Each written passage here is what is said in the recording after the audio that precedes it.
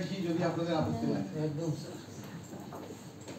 মাননীয় ডাইরেক্টর ব্রাইপার্ড doctor Lahiri, professor Abu Hasan এবং ডক্টর বিকে মহাপাত্র, সুস্মিতাদি, এখানকার কর্তৃপক্ষকে অনেক অনেক ধন্যবাদ।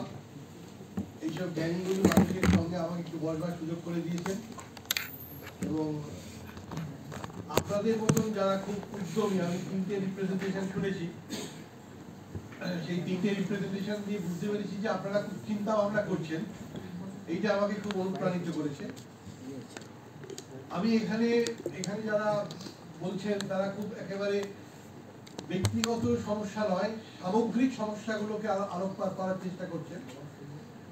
আমরা ব্যাংকিং দৃষ্টিভঙ্গি থেকে এইটা বলতে চাইছি, সুস্মিতাদি বললেন যে ব্যাংক কিভাবে পাশে দাঁড়াতে পারে। অবশ্যই এক্ষেত্রে ক্রেডিটের প্রশ্নটা এসে যাবে, অর্থাৎ ব্যাংক কিভাবে সেলফ হেল্প গ্রুপ বা অন্যান্য যারা গরিব মানুষ যারা নিচের দিকে রয়েছে তাদেরকে কিভাবে ওপরের দিকে তোলা যায় ব্যাংকের সহযোগিতার মাধ্যমে, সেই জায়গাটায় আমি আলোচনা করব।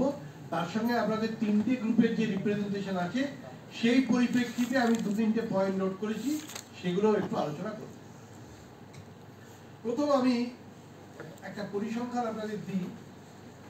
আমি নরেন্দ্রপুর রামকৃষ্ণ মিশনের সঙ্গে যুক্ত এবং ওখানে জনশিক্ষণ সংস্থান বলে কেন্দ্রীয় সরকারের একটি সংস্থা আছে, যারা একেবারে দক্ষিণ 24 পরগনাতে মূলত একদম পিছিয়ে পড়া মানুষজনকে নানা রকম ভাবে ট্রেনিং দিয়ে নিজের পায়ে দাঁড়ানোর ব্যবস্থা করে। এটা পুরোপুরি কেন্দ্রীয় সরকারি প্রকল্প এবং দক্ষিণ 24 পরগনায় দীর্ঘদিন ধরে নরেন্দ্রপুর রামকৃষ্ণ মিশন এই কাজটি করে আসছে। আমাদের একবার মনে হলো আমরা যে এতদিন ট্রেনিং দিচ্ছি এর বাস্তব চিত্রটা কোথায় দাঁড়িয়ে আছে আমরা একটু দেখি। 2022-23 সালে আমাদের কাছে স্ট্যাটিস্টিক্স আছে, 1340 জন ট্রেনিকে আমরা ট্রেনিং দিয়েছিলাম।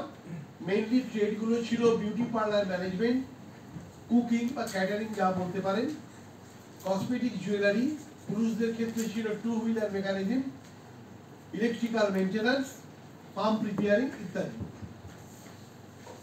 এই 1340 জনকে ফোন করা শুরু করা হলো যখন, তখন দেখা গেল তারা কে কি করছেন জানবার জন্য। দেখা গেল 780 জন কোনো উত্তর দিলেন না, উত্তর দিলেন মাত্র 560 জন যে হ্যাঁ আমরা ওখান থেকে প্রশিক্ষণ পেয়ে খুব লাভবান হয়েছি এবং আমরা কাজ করছি, আমরা কিছু রোজগারও করছি। এবার অবধারিতভাবে যেহেতু আমি ব্যাংকের লোক হিসেবে ওখানে উপস্থিত আছি, আমাদের প্রশ্ন ছিল যে আপনারা ব্যাংক ঋণ অ্যাভেল করেছেন কিনা, ব্যাংকের কাছে গেছিলেন কিনা। খুব আশ্চর্যের ব্যাপার, এই 560 জনের মধ্যে মাত্র 2 জন ব্যাংক লোন অ্যাভেল করেছেন, একজন 11,000 টাকা, একজন 15,000 টাকা। এই 2023-24 ন্যাচারালি তখন আমাদের একটা ভীষণ চিন্তা হলো যে আমরা 780 জন নয় উত্তর দেননি, কিন্তু যারা উত্তর দিয়েছেন তাদের মধ্যে মাত্র 2 জন কেন ব্যাংক লোন অ্যাভেল করলেন। আমরা একেবারে গ্রাসরুট লেভেলে গিয়ে ইন্ডিভিজুয়ালি প্রত্যেকটি ট্রেনির সঙ্গে বাড়িতে বাড়িতে গিয়ে কথা বলতে শুরু করলাম যে তুমি কেন ব্যাংক লোন দিলেন না। এটা একটা দীর্ঘ স্ট্যাটিস্টিক্যাল স্টাডি আমাদের হয়েছিল। আমাদের নরেন্দ্রপুর রামকৃষ্ণ মিশনের স্ট্যাটিস্টিক্যাল দপ্তরের ছেলেমেয়েরা ছিলেন এবং মেয়েরা নয় ছেলেরা ছিলেন এবং তার সঙ্গে আমরা দেখা গেল যে মূল পয়েন্ট যে এই যে এনারা ব্যাংক লোন নিতে চাইছেন না বা পারছেন না, তার মূল কারণ কিন্তু 4টে এবং এই 4টে কারণই সারা পশ্চিমবাংলার ক্ষেত্রেও কিন্তু প্রযোজ্য। প্রথম কারণ কি? প্রথম কারণ হচ্ছে ফেয়ার সার্ভিসেস। ব্যাংকের কাছে গিয়ে যে লোন পাওয়া যায়, ম্যানেজার বাবুকে যে লোনের কথা বলতে হয়, এখনো পর্যন্ত আমাদের যারা পিছিয়ে পড়া মানুষ তারা সেই সাহসটাই অর্জন করতে পারেননি। দ্বিতীয় পয়েন্ট হচ্ছে lack of financial education and lack of financial literacy knowledge. আর্থিক পরিষেবা যে কি জিনিস, সঞ্চয় করা কেন প্রয়োজন, ঋণটা কেন নিতে হবে এবং ঋণ নিলে কেন আমরা ব্যাংকের কাছ থেকে নেব, কিভাবে নেওয়া যায়, এই ব্যাপারে কারোর কোনো স্বচ্ছ ধারণা নেই। তৃতীয় হচ্ছে ব্যাংকে যে কাগজপত্রগুলো ফিল আপ করতে হয় সেই ফিল আপ করা সম্বন্ধে কারোর জিরো নয় নেগেটিভ আইডিয়া রয়েছে যে কি ব্যাপার ম্যানেজার বাবু এত কাগজে সই করাচ্ছেন কেন, বোধহয় অনেক টাকা চার্জ করবেন, অনেক বোধহয় ঘটি বাটি বোধহয় বিক্রি হয়ে যাবে, এইরকম ধরনের একটা অদ্ভুত মানসিকতা তাদের মধ্যে কাজ করছে। এই পয়েন্টের থেকে দাঁড়িয়ে আমরা ঠিক করলাম যে তাহলে একটা কাজ শুরু করা যাক। আমরা দক্ষিণ 24 পরগনার পঞ্চায়েতগুলোকে সাহায্য নিয়ে আমরা ফিনান্সিয়াল লিটারেসি এডুকেশন ড্রাইভ শুরু করেছি নরেন্দ্রপুর রামকৃষ্ণ মিশনের পক্ষ থেকে। মানুষজনকে বোঝানো যে আপনি ট্রেনিং নেওয়ার পরে ব্যাংকের কাছ থেকে আপনি কি কি পরিষেবা পেতে পারেন, ক্রেডিট নিডটাকে অ্যাসেস করা এবং ক্রেডিটটাকে নেওয়া। সরকারের কি কি প্রকল্প আছে, পশ্চিমবঙ্গ সরকারের কি কি প্রকল্প আছে, ভবিষ্যৎ ক্রেডিট কার্ড বলে একটা স্কিম আছে, আপনারা অনেকেই জানেন। এছাড়া কেন্দ্রীয় সরকারের মুদ্রা প্রকল্প আছে, prime minister's employment generation programme আছে এবং স্ট্যান্ড আপ ইন্ডিয়া স্কিম আছে। এই সমস্ত স্কিমগুলো সম্বন্ধে আমরা দেখলাম মানুষজন কিছুই জানেন না। খুব সহজেই কিন্তু এই ঋণের আবেদন করা যায় এবং আজকের এই ডিজিটাল ব্যাংকিং এর যুগে মোবাইল থেকেই আবেদন করা যেতে পারে। সবসময় যে ব্যাংকে যেতে হবে তার কোনো মানে নেই, কিন্তু মানুষ যেটা পাচ্ছেন না সেটা হচ্ছে এক পাতার একটা ছোট ফর্ম, সেটাও তারা ফিল আপ করতে পারছেন না, কারণ তাদের সেই নলেজটা নেই যে কাকে বলে ফিক্সড ক্যাপিটাল আর কাকে বলে ওয়ার্কিং ক্যাপিটাল তারা জানেন। খুব সহজ করেও যদি তাদের বোঝানো যায়, যখন বুঝতে পারছেন তখন কিন্তু তারা এগিয়ে আসছে। এবং এই ব্যাপারে আমরা দারুণ সাফল্য পেয়েছি, যেহেতু আমি রুরাল সেলফ এমপ্লয়মেন্ট ট্রেনিং ইনস্টিটিউটে ডাইরেক্টর ছিলাম। পশ্চিমবঙ্গ সরকারের উদ্যোগে ওখানে সেলফ হেল্প গ্রুপের মানুষদের দীর্ঘদিন ধরে ট্রেনিং দেওয়া হয়েছিল, তবে সেখানে মূলত সেক্রেটারি, ট্রেজারার এই ধরনের পদাধিকারীরা এসেছিলেন। আমরা তাদেরকে দারুণভাবে ফিনান্সিয়াল লিটারেসি এডুকেশন ড্রাইভটা দেওয়ার ফলে দেখা গেল যে 31/12/2023 স্টেট লেভেল ব্যাংকার্স কমিটির রিপোর্ট অনুযায়ী, আমি ফিগারটা লিখে নিয়ে এসেছি, 18,000 কোটি টাকা কিন্তু এসএইচজি ফিনান্সিং হয়েছে পশ্চিমবাংলায়। 31/12/2023 ফিগার।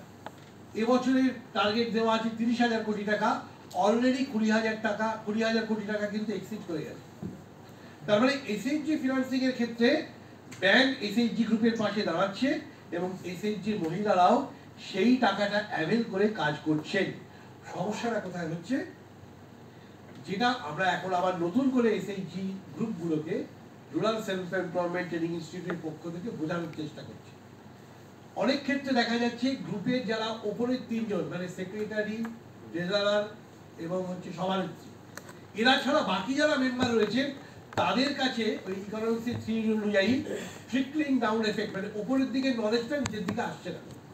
আমরা কিন্তু ওই মহিলাদের বাদ দিয়ে, মানে সভানেত্রী ওই গ্রুপের মহিলাদের বাদ দিয়ে নিজের মহিলাদেরকে বোঝানোর চেষ্টা করছি যে হোয়াট ইজ ফিনান্সিয়াল এডুকেশন। খুব সহজভাবে তাদের বোঝাতে যাওয়া হচ্ছে যে কাকে বলে ক্যাশ, কাকে বলে ওয়ার্কিং ক্যাপিটাল, ছোট ছোট করে আমরা বোঝাচ্ছি। এবং এর জন্য রিজার্ভ ব্যাংক আমাদের পাশে দাঁড়িয়েছে। রিজার্ভ ব্যাংক বাংলায় বই তৈরি করেছে, যে বইগুলো আমরা তাদের হাতে তুলে দিচ্ছি। এসএইচজি ফিনান্সিং কিন্তু পশ্চিমবাংলায় অসম্ভব ভালো কাজ করছে। যেটা সমস্যা কি বলছিলাম, অনেক মহিলারা টাকা নিচ্ছেন গ্রুপ থেকে বা ব্যাংকিং থেকে টাকা নিয়ে তারা তাদের কনজাম্পশন নিয়ে সেটাকে কনভার্ট করছেন, যেটা এসএইচজি ফিনান্সিং এর উদ্দেশ্য নয়। হয়তো তার বাড়ির নাতির অন্নপ্রাশনে টাকা খরচ করে ফেলছেন, না হলে মেডিকেল কাজে খরচ করে ফেলছেন, অথবা বাড়ির চাল দিয়ে ফেলছেন। আমরা বলছি এই কাজটা এখনই না করে please transfer it, please convert it into credit delivery channel. অর্থাৎ এমন কিছু আপনি গ্রুপের মধ্যে করুন। আমার এখানে 3 জন গ্রুপের বন্ধুরা খুব সুন্দর বলেছেন, শালপাতার থালা তৈরি বলুন কিংবা অন্যান্য কাজ বলুন, এই ধরনের কাজে কনভার্ট করুন যাতে আপনার এমপ্লয়মেন্ট অপরচুনিটিস তৈরি হয়। আপনি আপনার কনজাম্পশন নিডটাকে একটু পিছিয়ে রাখুন, করবেন নিশ্চয়ই করবেন, একটু পরে করুন, আগে আপনি প্রোডাকশন ওরিয়েন্টেশনের দিকে যান। এবং দক্ষিণ 24 পরগনা মূলত আমাদের এলাকা, আমরা কিন্তু খুব অল্প করে হলেও রেজাল্ট কিন্তু পাচ্ছি। এই জায়গাটা মানুষকে বোঝানো যাচ্ছে। তাহলে আমাদের প্রথম কাজটা কি হবে, পঞ্চায়েতকে কিভাবে কাজে লাগানো। এখানে একটাই উত্তর এবং এটাই শেষ উত্তর, সেটা হচ্ছে কন্টিনিউয়াস এডুকেশন আপলিফমেন্ট ছাড়া, মানুষের সচেতনতা বৃদ্ধি করা ছাড়া এক্ষেত্রে দ্বিতীয় কোনো রাস্তা কিন্তু বন্ধু নেই। পঞ্চায়েতকে ইনভলভ করা, যে এই ধরনের ছোট ছোট ওয়ার্কশপ করা হোক, যেখানে গ্রামের এই গরিব মানুষগুলো বসবেন এবং আমাদের ডক্টর লাহিড়ির মত অনুযায়ী আমি বলবো বিকেলবেলা বা সন্ধ্যেবেলা গ্রামের চণ্ডী মণ্ডপে বসানোর ব্যবস্থা করুন। আমি আমি অন্য জায়গায় কথা বলছি না, যদি আমাকে ডাকেন আমি যাব। কেন যাব এই কারণে বলছি, রিটায়ারমেন্ট হয়ে গেছে, খুব বেশি দিন তো পৃথিবীতে আর ব্যাটিং করতে সুযোগ নেই। যে কটা দিন পারবো অন্তত এই 38 বছরের যে ব্যাংকিং অভিজ্ঞতা একটু সমাজের জন্য দিয়ে যেতে। এনাদের মতন এতটা পারবো না কন্ট্রিবিউশন, কিন্তু যেটুকু পারবো সেইটুকু অঙ্গীকার আপনাদের কাছে করে যাচ্ছি। প্লিজ আপনারা একটাই কাজ করুন, পঞ্চায়েতকে কাজে লাগিয়ে ফিনান্সিয়াল অ্যাওয়ারনেসকে ডেভেলপ করবার জন্য চেষ্টা করুন। স্যার সাউথ 24 পরগনায় আমাদের টার্গেট গ্রুপ করা পরে আপনার প্রশ্নটা পরে করবে, আমার কথাটা পুরোটা না। এবারে যেটা বলবো, 3টে লোন স্কিমের কথা আমরা বলেছি, এবং আপনারা কদিন আগে দেখবেন যে মাননীয় মুখ্যমন্ত্রী একটা বিষয়ে খুব সন্তোষ প্রকাশ করেছেন যে সারা ভারতবর্ষে মহিলা পরিচালিত ক্ষুদ্র শিল্প সংস্থার মধ্যে পশ্চিমবঙ্গ প্রথম। খুবই আনন্দের কথা এটা। কিন্তু এরপরে একটা পরিসংখ্যান যেটা বেরিয়েছে সেটা কিন্তু আমাদের ক্ষেত্রে একটু চিন্তা। তাতে বলা হচ্ছে এই ক্ষুদ্র শিল্পতে, মহিলা পরিচালিত ক্ষুদ্র শিল্পতে গত আর্থিক বছরে যত টাকা ইনভেস্টমেন্ট হয়েছে, ক্যাপিটাল ইনভেস্টমেন্ট বলা যায়, পশ্চিমবাংলার ভাগ কিন্তু তাতে মাত্র 4 to 5%। আমাদের থেকে এগিয়ে রয়েছে অন্যান্য 3-4টে স্টেট, আমি তার নাম বলছি না। আমি বলছি এটা আমাদের একদিকে যেমন গর্বের বিষয় যে আমাদের মহিলারা ক্ষুদ্র শিল্পে এগিয়ে এসেছেন, কিন্তু তার সঙ্গে এটাও চিন্তার বিষয় কেন ক্যাপিটাল ফরমেশনে আমাদের পার্সেন্টেজ এত কম। যদি বিশ্লেষণ করে দেখা যায়, ফসফিট যে রিপোর্ট বেরিয়েছে আপনারা দেখবেন, ক্ষুদ্র শিল্পের উপর যে রিপোর্ট বেরিয়েছে তাতেও দেখবেন একটাই অভাব, সেটা হচ্ছে ল্যাক অফ ফিনান্সিয়াল অ্যাওয়ারনেস। সুতরাং আমাদের ঘুরে ফিরে সেই জায়গাটাতেই আসতে হচ্ছে, if we can promote education among the under privilege, যারা পিছিয়ে রয়েছেন, তাহলে অবশ্যই আমরা কিন্তু এই জায়গাটাকে ডেভেলপ করতে পারবো। এবং আমাদের অভিজ্ঞতা বলছে যে আমরা বিভিন্ন জায়গায় যে কাজ করছি, দক্ষিণ 24 পরগনা ছাড়াও আরো কিছু কিছু জায়গায় কর্মসূত্রে যেহেতু পোস্টেড ছিলাম, মুর্শিদাবাদেও কাজ করেছি, এই জিনিসটা কিন্তু কাজে দেয়। মানুষজনকে যদি বোঝানো যায় তারা রেসপন্ড করেন, তারা মুদ্রা লোন নিতে আগ্রহী হবেন। আপনারা শুনলে আশ্চর্য হয়ে যাবেন যে একটা 2016-17 সালে যদি আপনি ফিগার দেখেন, মুদ্রা লোনে পশ্চিমবাংলা ছিল সেকেন্ড অল ওভার ইন্ডিয়াতে। Now it has slipped down to 5th position. তার একটাই কারণ, সেটা হচ্ছে আমাদের ফিনান্সিয়াল অ্যাওয়ারনেসের একটা বিরাট অভাব তৈরি হয়েছে। এই জায়গাটাকে আমাদের কিন্তু ডেভেলপ করতে হবে, কারণ মুদ্রা লোন কিন্তু সহজেই পাওয়া যায়। Prime minister's employment generation programme, যেটা সাবসিডি ওরিয়েন্টেড গভর্নমেন্ট অফ ইন্ডিয়ার scheme, Khadi and village industries কর্পোরেশনের মাধ্যমে পাওয়া যায়। আমাদের মহিলারা বা পুরুষেরা তারা কিন্তু জানে। এই জায়গাটাই, এই নলেজ গ্যাপটাকে আমাদের পূরণ করা হচ্ছে মুখ্য উদ্দেশ্য।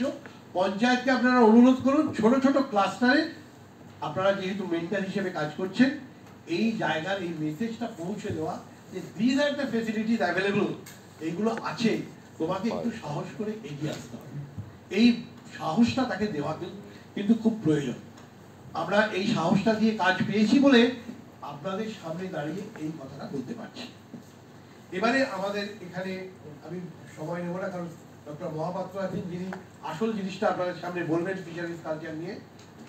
আপনাদের এখানে 3টে গ্রুপের প্রেজেন্টেশন আমি শুনেছি, সেই পরিপ্রেক্ষিতে 3টি কথা আমি বলি। একটা হচ্ছে, 2টি গ্রুপ স্কিল ডেভেলপমেন্টের উপরে খুব জোর দিয়েছেন, খুব সঙ্গতভাবে জোর দিয়েছেন। একটু পরিসংখ্যানটা আপনাদের জানানো দরকার। ইন্ডিয়া স্কিল রিপোর্ট 2023-এ ন্যাশনাল স্কিল ডেভেলপমেন্ট কর্পোরেশন দ্বারা পাবলিশড, তারা বলছে প্রতি 5 জন নব্য ভারতীয়র মধ্যে, মানে যারা নতুন করে কর্মজগতে প্রবেশ করতে চাইছেন, প্রতি 5 জন ভারতীয়র মধ্যে মাত্র 2 জন হচ্ছেন স্কিল, 3 জন কিন্তু স্কিল নয়। আমাদের কিন্তু এই স্কিল ডেভেলপমেন্টের উপরে সত্যিকারেরই নজর দিতে হবে, এর বাইরে কোনো রাস্তা নেই। এই কারণে আমাদের ভারত সরকার এবং আমাদের PBSSD, Paschimbanga society for skill development, ওদের যদি সাইডে যদি যান দেখবেন 57টা কোর্স সারা ভারতবর্ষে আইডেন্টিফাই করা হয়েছে ন্যাশনাল স্কিল কোয়ালিফিকেশন ফ্রেমওয়ার্কের তত্ত্বাবধানে। এই 57টা স্কিলে সরকার বিভিন্ন জায়গায় নিখরচায় ট্রেনিং এর ব্যবস্থা করছে। পঞ্চায়েতে প্লিজ এই ব্যাপারগুলোতে একটু ইনভলভ করুন স্কিল এনহ্যান্সমেন্টের জন্য। আগামী দিনে স্কিলের পার্সন ভীষণভাবে প্রয়োজন হবে। মাননীয় ডিরেক্টর স্যার একটা ভয়ঙ্কর তথ্য দিয়েছেন আমাদের এজ ওল্ড পপুলেশন নিয়ে। আমি আপনাদেরকে বলছি, এই মুহূর্তে ভারতবর্ষে এজ ওল্ড পপুলেশনের সংখ্যা হচ্ছে 153 মিলিয়ন। বলা হচ্ছে 2040-এর মধ্যে এটা প্রায় 360 মিলিয়নে গিয়ে পৌঁছে যাবে। তার রেজাল্টটা কি হবে? Severe labour shortage. আমরা কিন্তু কাজের লোক পাবো না।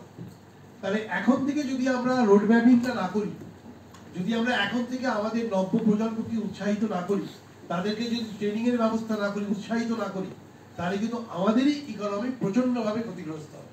It is for the sake of our future generation survival, এইটা ভীষণভাবে প্রয়োজন। সুতরাং স্কিলের ওপরে আপনারা যারা ভেবেছেন, আমি তাদের সাধুবাদ জানাই এবং অনুরোধ করব এই বিষয়টাকে আরেকটু এগিয়ে নিয়ে যাওয়ার জন্য। আরেকটি স্কিম মানে আমাদের বন্ধুরা বলেছিলেন ট্যুরিজম এবং হোমস্টের ওপরে। আপনাদেরকে তো বলতে হবে, মানুষজনকে যখন আপনি উৎসাহিত করবেন তখন তার সামনে তো একটা রসালো ফল থাকা দরকার, যে কি দেখে সে উৎসাহিত হবে। সেই পরিপ্রেক্ষিতে আমি আপনাদেরকে বলছি যে 2023 সালে আমাদের ট্যুরিজম সেক্টরে ব্যবসা হয়েছে $200 বিলিয়ন। $200 বিলিয়ন। 2028-এ প্রজেক্টেড হচ্ছে $517 বিলিয়ন। তারপরে কিভাবে ভারতবর্ষে এবং আমাদের পশ্চিমবাংলায় ট্যুরিজমের ডেভেলপমেন্ট হচ্ছে, ইউ ক্যান জাস্ট ইমাজিন। আমরা সাগর আইল্যান্ডে এ ব্যাপারে প্রচুর কাজ করেছি। Rural self employment training institute এবং নরেন্দ্রপুর রামকৃষ্ণ মিশন, মনসাদ্বীপ রামকৃষ্ণ মিশনের সহযোগিতায় সেখানে আমরা ট্যুরিস্ট গাইড তৈরি করে দিচ্ছি। 6 মাসের কোর্স বা 3 মাসের কোর্স দিয়ে তাদেরকে মোটামুটি পথ চলতি ইংরেজি শিখিয়ে এলাকা সম্বন্ধে জানিয়ে বুঝিয়ে কিভাবে কাজ করতে হবে বলে দিয়েছি। এবং গঙ্গাসাগরের মেলার সময় দে আর আর্নিং হ্যান্ডসাম। আগামী দিনে কিন্তু ট্যুরিজম সেক্টরে, এখানে শুধু ট্যুরিজম সেক্টর বলা হচ্ছে না, এর সঙ্গে আরেকটা কথা যোগ করা হচ্ছে, ট্যুরিজম এবং হসপিটালিটি ইন্ডাস্ট্রি। এটা কিন্তু 2028-এ $517 বিলিয়ন বিজনেসে গিয়ে পৌঁছাবে। অতএব এখন থেকে এ ব্যাপারে আমাদের আরেকটু সচেতন হতে হবে। এবং আপনারা পঞ্চায়েতের মাধ্যমে যে জেলা এলাকায় আছেন সেখানকার eco tourism, camp tourism, river cruise tourism, এই বিষয়বস্তু ছোট ছোট, যেটা আমাদের মহাপাত্র স্যার বলছিলেন যে আপনার কাছে যেটুকু সম্পদ আছে সেইটাকে কাজে লাগিয়ে ওটাকে ট্যুরিজমে কনভার্ট করুন, তার জন্য উপযুক্ত গাইডের ব্যবস্থা করুন, প্রশিক্ষণের ব্যবস্থা করুন। এটা পঞ্চায়েতের কাছে আপনারা এই অনুরোধটা রাখতে পারেন। তৃতীয় একটি দল বলেছেন যে তারা বেড সাইড অ্যারেঞ্জমেন্টের উপরে একটা ট্রেনিং এর ব্যবস্থা করার জন্য তারা ভেবেছে। আমি এর প্রসঙ্গে বলি যে এটা একটি গর্বের বিষয় যে এ ব্যাপারে রামকৃষ্ণ মিশন খুব প্রতিকৃত ভূমিকা পালন করছে। দুটো কোর্স অলরেডি রামকৃষ্ণ মিশনে চালু হয়েছে গত 2 বছর ধরে। একটা হচ্ছে জিডিএ, জেনারেল ডিউটি অ্যাসিস্ট্যান্ট, আর এটা হচ্ছে ফ্লেবোটমি টেকনিশিয়ান, মানে যারা রক্ত নেয়। আপনাদের শুনলে খুব ভালো লাগবে, এই ফ্লেবোটমি টেকনিশিয়ানে 30টা মাত্র সিট, গত 2 বছরে 6 মাসের কোর্স।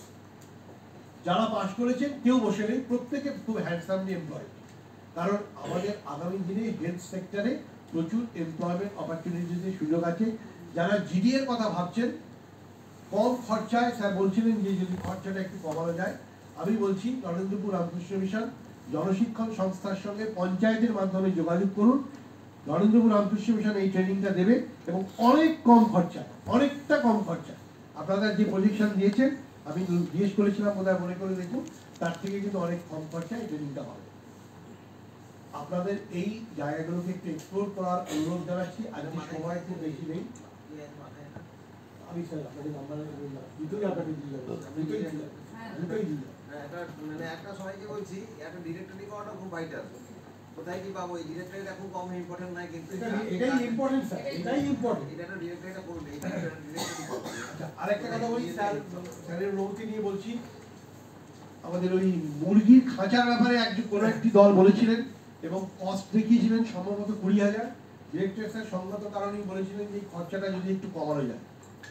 সেভ দ্য চিলড্রেন বলে একটা এনজিও আছে, তাদের সঙ্গে সাগরে কাজ করেছিলাম, প্রায় 1.5 বছর কাজ করেছিলাম। ওরা ওখানে মুরগির খাঁচা প্রোভাইড করেছিল। আমি কস্টটা ওদের থেকে আনিয়ে নিলাম, 6,000 থেকে 7,000 টাকা খরচা করেছিল এক একটা কেজি। যদি আপনারা ইন্টারেস্টেড হন, আমি স্যারকে ডিটেলস প্রোভাইড করে যাব, আপনারা দয়া করে যোগাযোগ করবেন, অনেক কম খরচায় কাজ হয়ে যাবে। আমি খুব কৃতজ্ঞ আমার সুস্মিতা দি এবং ডিরেক্টর স্যারের কাছে আমাকে এইরকম একটা মহতী সমাবেশে কিছু বলবার সুযোগ দেওয়ার জন্য। আমি কোনো বক্তৃতা আপনাদের দিইনি, আমার অভিজ্ঞতা লাভ কিছু ফসল আপনাদের সামনে তুলে দিয়েছি এবং আপনাদের যে উৎসাহ দেখেছি, যেভাবে আপনারা প্রেজেন্টেশন দিচ্ছিলেন, বোঝা যাচ্ছে যে গ্রামে একটা মৌলিক পরিবর্তন হচ্ছে, আপনারা তার কাণ্ডারি। আমি আশা করব আপনারা এটাকে আরো এগিয়ে নিয়ে যান। সবাইকে অনেক অনেক ধন্যবাদ এবং